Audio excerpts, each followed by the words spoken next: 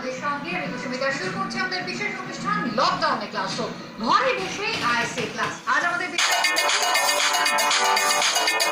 বিশেষ অনুষ্ঠান আমাদের সঙ্গে আজকে যিনি রয়েছেন প্রথমে তার সঙ্গে পরিচয় করিয়ে দেবো।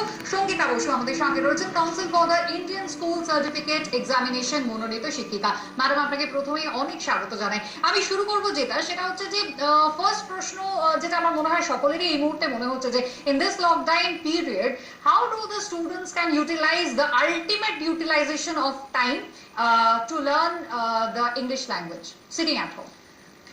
Good afternoon, everybody. That's a wonderful question to begin with, because I am sure the same question is in the minds of the students. Absolutely. What they can do. I'll just put it in 2 words. Read and practice. When you read, you improve your language, any language, man. Whenever you are reading in a language, you are improving that language. You are improving the style of that language. Right. You are learning to rectify your mistakes. You are learning the spellings for that language. Increasing vocabulary. Yes, of course. And then you practice in that language.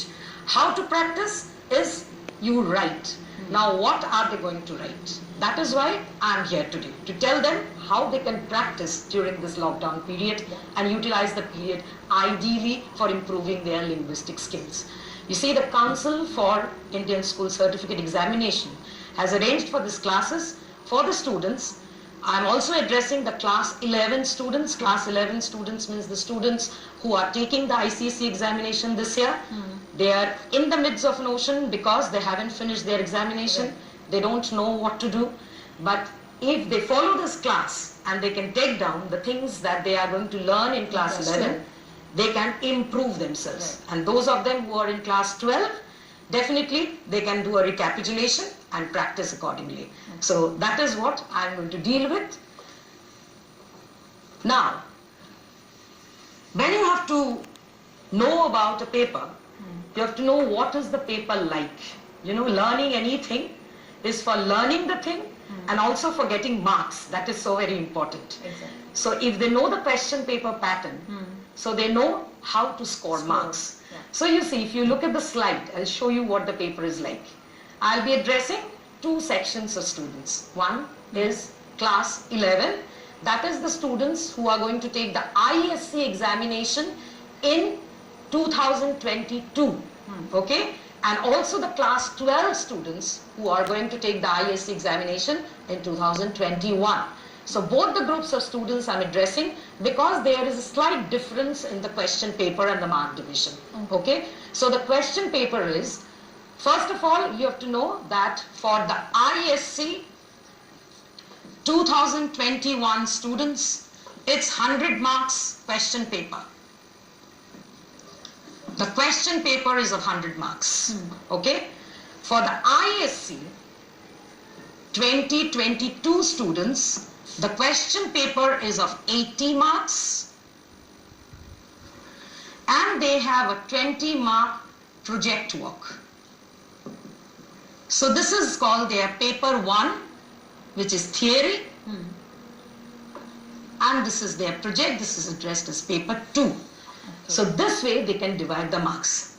Okay? Now I come to the question paper. Right. How they can handle the question paper. If I can have the slide. Yes. For the question paper. That's slide number 2. Yes, you see the question paper. The first question is composition writing. All right? The first question, you have to attempt any one of the given 6 compositions. Students, remember, question number 1, number your composition when you are writing the answer.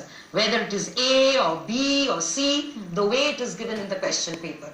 Because sometimes out of excitement, you write question number 1 and you start writing the composition.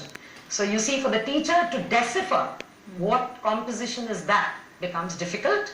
So you may lose out on mark. So what you do is, you number as the number given in the question paper and you write a composition. So for 2021 ISC candidates, it's of 25 marks. For the 2022 candidates, it's of 20 marks. So that is the division of marks for question number 1. Question number 2 is divided into 2 parts. Part A is called directed writing. that is, again, there are different parts to the directed writing, which I'll be discussing a little later. And question number 2B is called proposal writing.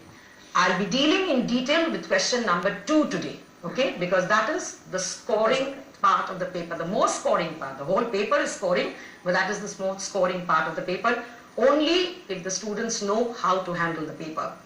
Question number 3 is a short answer question where the different aspects of grammar is tested. Grammar, usage, these are tested in question number 3. And question number 4 is a comprehension question. Again, you see the division of marks there. Okay, so you can see that on the slide. That is your question paper pattern. Class 12s, you already know it, and class 11s, you please note it down, this question paper pattern. Okay? Now, students, another thing, all these details you can find in the council website. If you go into the council website, you have the syllabus for you, you have the question paper for the previous years, you have the specimen question papers, and you also have something very important which is called pupil performance analysis.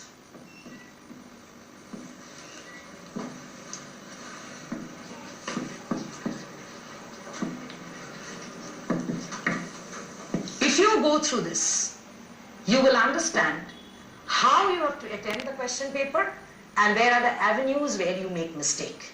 So if you don't make those mistakes, you can easily score. It's such an easy paper to score. So you just have to go through that pupil's performance and then you can find out what way you can improve your marks. Now, this is the ideal time for doing it, because once your classes start, you will become busy with your studies. You may not get enough time to go through all these things in detail and utilize it in detail. Like you see, you can take up a question paper of the previous year. You can solve the paper on your own. Then look at the pupil's performance analysis for that year. And you can analyze where you have gone wrong. Where are the mistakes? Because in the pupil performance analysis, all the details is given. How you go about, how to write, what not to write, how you lose out on marks, and how you can score. So it's as simple as that. And this is the time you can utilize for these things. You can always do that.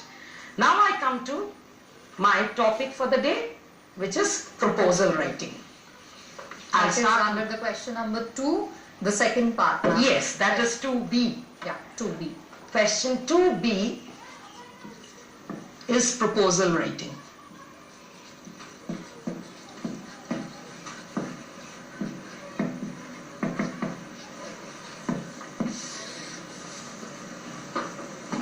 Now this is a very scoring topic.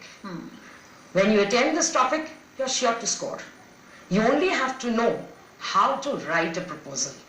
Now you see the important things for proposal writing. If you follow the slide, the proposal writing carries 10 marks. Very easy to score. There are certain things you have to remember. First thing is, give a heading. Then you have to give an introduction. You have to write the statement of objective. You have to write the list of measures. You have to write a concluding sentence, and you put your signature. Now you're thinking, what are these things?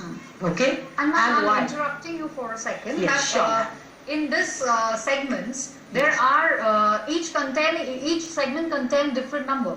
There are marks allotted for different segments. Okay. So only for following the steps, the students can score well.